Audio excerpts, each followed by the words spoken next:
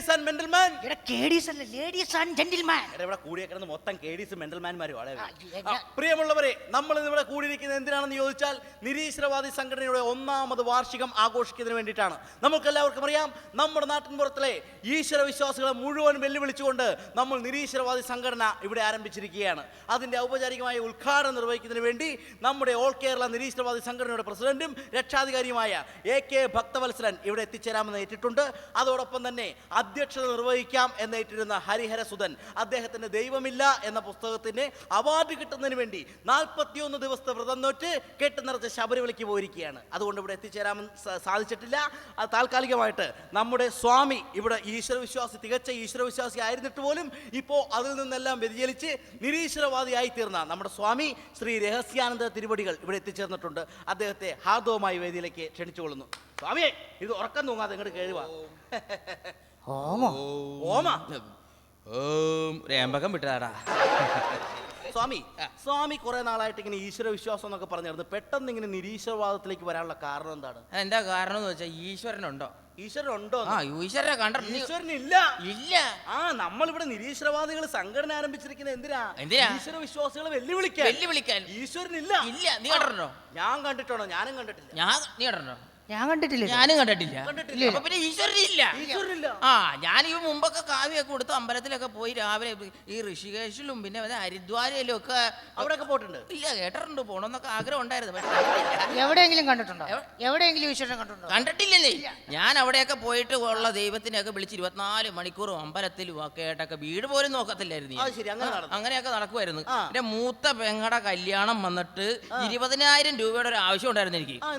എന്നിട്ട് ഞാൻ അവിടെ ഇവിടെ ഉള്ള അമ്പലത്തിന്റെ വാതിക്കലും അവിടെ ഇവിടെ ഒക്കെ തന്നിട്ട് ദൈവത്തിനെയൊക്കെ വിളിച്ച് ഉള്ള ശയനപ്രസനമൊക്കെ ചെയ്തിട്ട് ഒരു ദൈവം തന്നില്ല എനിക്ക്. 20,000 രൂപ കിട്ടിയില്ല.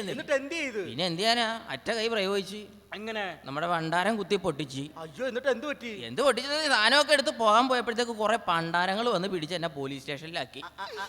2.5 മാസമാണ് ഞാൻ അവിടെ കിടന്നത്.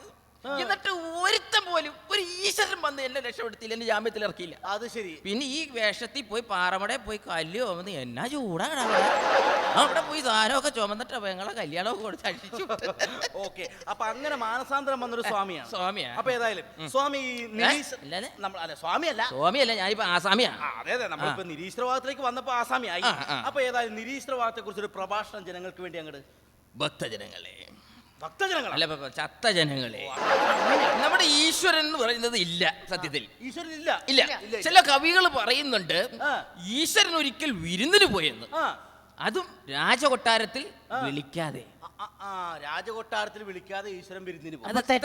എത്ര വൃത്തികെട്ട പരിപാടിയായി പോയി. നീ ഒരു കല്യാണത്തിന് വീടിന്റെ തൊട്ടപ്പുറത്ത് കല്യാണത്തിന് വിളിച്ചില്ലെങ്കിൽ നീ പോകുമോ? ഞാൻ എന്റെ പട്ടി പോകും. അത് തന്നെ പറയണം. അപ്പൊ പിന്നെ ഈ ഇത്ര തരംതാന്ന പണിയായി പോലെ ഈശ്വരൻ കാണിക്കുന്നത്. അതുപോലെ തന്നെ വേറൊരു പാട്ടുണ്ടല്ലോടാ, മറന്നു പോയടാ. ഈശ്വരൻ തൂണിലും തുരുമ്പിലും മറ്റേ മനസ്സിലായി, കല്ലിലും മണ്ണിലും തൂണിലും തുരുമ്പിലും ഈശ്വരൻ ഇരിക്കുന്നു. നമുക്കൊരു സ്റ്റൂളിൽ ഇരിക്കാൻ ഭയങ്കര പാടാ. എപ്പോഴാണ് മറ്റേ മുള്ളലിരിക്കുന്നത് പറയുന്നത്. അതുപോലെ തന്നെ തൂണ് പൊളന്നിട്ട് അതിന്റെ ഉള്ളിൽ വെച്ചിട്ട് വേണമെങ്കിൽ സിമെന്റ് ഇട്ട് പ്ലാസ്റ്റർ ചെയ്ത് കളയാം. ആളെ കണ്ടാൽ എങ്ങനെ ഇരിക്കും? പിന്നെ തുരുമ്പിലിരിക്കും. പിന്നെ നമ്മളൊരിത്തിരി പൊടിയുണ്ടെങ്കിൽ കസേരല്ല തുടച്ചിട്ടാ ഇരിക്കുന്നത്. അതിന്റെ മുകളിൽ കയറി ഇരിക്കുവോ? ആക്രി കച്ചവടക്കാരനാണ്, വൃത്തിയില്ലാത്ത ആളാണോ ഈശ്വരൻ? അതാണ് ഞാൻ ചോദിക്കുന്നത്. അതാണ് ഇപ്പൊ പറയാനുള്ളത്. അപ്പൊ ഏതായാലും ഇപ്പൊ അങ്ങനെ ഇപ്പൊ നമ്മൾ ഈശ്വരന്മാരെ വിശ്വസിക്കുന്നതിൽ യാതൊരു കഴമ്പില്ല. കാരണം ഇങ്ങനെ ഇത്ര വൃത്തികെട്ട അല്ലെങ്കിൽ വിളിക്കാത്ത കല്യാണത്തിന് പോകുന്ന ആള് ഈ പൊടിയുള്ളടത്തും തുരുമ്പുള്ളടത്ത് കല്ലിലും മണ്ണിലും ഒക്കെ ഇരിക്കുന്ന ആൾക്കാരെ നമ്മള് ധ്യാനിക്കേണ്ട കാര്യമുണ്ട്. അതാണ് പറയുന്നത്. നമ്മുടെ മറ്റേ ആ പുള്ളിക്കാരൻ വന്നിട്ടുണ്ട്. അപ്പൊ നമ്മുടെ ഈ കമ്മിറ്റിയിലെ ഖജാൻജിയാണ്. അപ്പൊ കുറെ നാളായിട്ട് ഈ നമ്മുടെ ഈ 1ാം വാർഷികം വെച്ചിട്ട് അതിന്റെ ഒരു കാര്യത്തിന് പോലും ഇറങ്ങി വരാത്ത ആളാണ്. ഉപ്പിലിണ്ട ദിവസം എന്റെ ഭഗവാനെ, നിങ്ങൾ ഇതുവരെ തുടങ്ങിയില്ലേ? ഭഗവാനാ? അതെ, ഞാൻ വൈകിയത് മനഃപൂർവ്വമല്ല സുഹൃത്തുക്കളെ. നമ്മുടെ നിരീശ്വരവാദി സംഘടനയുടെ നമ്മളൊരു 1ാം വാർഷികമൊക്കെ ആഘോഷിക്കണില്ല. നമ്മുടെ ഈ സംഘടനയുടെ ഐശ്വര്യത്തിനും ഉന്നമനത്തിനും ഐക്യത്തിനും വേണ്ടി ഞാൻ ചോറ്റാനിക്കരെ 10 ദിവസം വ്രതം എടുക്കാൻ പോയതാണ്. ആ വൃത്തികെട്ടവരെ ചോറ്റാനിക്കലിൽ വെതം എടുക്കാൻ ചോദിക്ക് നീ നമ്മുടെ നിരീശ്വരവാദി സംഘടന ഉദ്ഘാടനത്തിന് നമ്മുടെ ഐക്യത്തിന് ഉന്നമനത്തിന് വേണ്ടി ചോറ്റാനിക്കലിൽ വെറുതെ എടുത്ത് അവന് ഏലസും കെട്ടിയാ വന്നേക്കുന്നത്. അഴിച്ചു കളടാ. അഴിച്ചു കളയാ ഏലസ്. എടാ നമ്മൾ നിരീശ്വരവാദികൾ ഏലസ് കെട്ടാൻ പാടില്ല. അഴിച്ചു കളയാൻ കെട്ടാൻ പാടില്ല. ഇതൊക്കെ ഈശ്വരവാദികളുടെ സിമ്പൽ അല്ലേ? എന്നോടാ പറഞ്ഞത് അഴിച്ചു കളയാനായിട്ട്. സ്വാമിയുടെ കയ്യിൽ എന്താണ്? ഇതും പൊങ്ങിപ്പോയപ്പോ ഇതെന്താ സ്വാമി ഈ കാണുന്നത്? ഇത് ഞാൻ ഇന്നലെ സെക്കൻഡ് ഷോ സിനിമയും കഴിഞ്ഞ് വരുന്ന വഴിക്ക് പേടിച്ച് പൂച്ചോട്ടം ചാടിയതാ. അപ്പൊ സ്വാമിയുടെ ഇടത്തെ കയ്യില ഇതാ അത് നീ കണ്ടോ, ഞാൻ മൂടി വെച്ചിരുന്നതാ. എടാ എനിക്ക് വരുന്ന വഴിക്ക് ഒരു തുള്ളപ്പനി ഉണ്ടായിരുന്നു. തുള്ളപ്പനി വന്നപ്പോ എന്റെ അടുത്ത് ജോത്സ്യം പറഞ്ഞു ഇത് ജപിച്ചു തന്നതാ, ഇത് കെട്ടിക്കോ. എന്റെ പൊന്നു സ്വാമി അറിയാലോ നമ്മുടെ രക്ഷാധികാരിനെ, ആ, പിന്നെ? ഭക്തവത്സലൻ സാറിനെ. എന്റെ അമ്മോ. ഏലസ് എന്നല്ല ഇതുപോലത്തെ ഈ ഭക്തി എന്ന് പറയുന്ന സംഭവം കേട്ടു പോരുത്. അഴിച്ചു വെക്കത്. ഇതൊക്കെ മൊത്തം മൂടിക്കോട്ടെ, സംഭവമൊക്കെ മാറ്റിക്കോ. കാരണം ഈ ഭക്തവത്സലൻ സാർ ഇവിടെ എത്തിക്കഴിഞ്ഞാലല്ല നിങ്ങളെ നിന്നും ഏലസും നിന്നും അതെ. സ്വഭാവം അറിയാല. ഭക്തി എന്നല്ല ഈശ്വരൻ എന്ന് പറയുന്ന സംഭവമേ ഈ പ്രദേശത്ത് കണ്ടുപോരുത്. അതാണ് ഭക്തവത്സലൻ. സാറേ നമസ്കാരം. നമസ്കാരം. പോയ കാര്യമൊക്കെ എന്തായി? പോയ കാര്യം ക്യൂവിൽ നിന്നാ പക്ഷെ കിട്ടിയില്ല. എവിടെ പോയ കാര്യമാണ് ഈ പറയണത്? ബിവറേജ് കുപ്പി മേടിക്കണ കാര്യമല്ലേ പറഞ്ഞു. എന്റെ പൊന്നു സാറേ അതല്ല, ഏ? നമ്മുടെ ഈ നിരീശ്വരവാദി സംഘടനയുടെ ഉദ്ഘാടനത്തിന് വേണ്ടി ആരെങ്കിലും സംഘടനയുടെ ഉദ്ഘാടനം. ആ പ്രിയപ്പെട്ട സുഹൃത്തുക്കളെ, നമ്മളുടെ ഈ നിരീശ്വരവാദി സംഘടനയുടെ ഉദ്ഘാടനം ചെയ്യാൻ വേണ്ടി ഞാൻ പല രാഷ്ട്രീയക്കാരെ പോയി കാണുകയുണ്ടായി.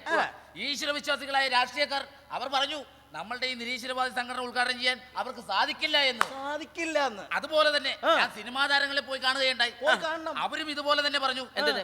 നമ്മുടെ ഈ നിരീശ്വരവാദി സംഘടന ഉദ്ഘാടനം ചെയ്യാൻ അവർക്കും കഴിയില്ല അതെന്റെ പരിപാടി. ഇവരോടൊക്കെ എനിക്ക് ഒന്നേ പറയാനുള്ളൂ. എന്ത്?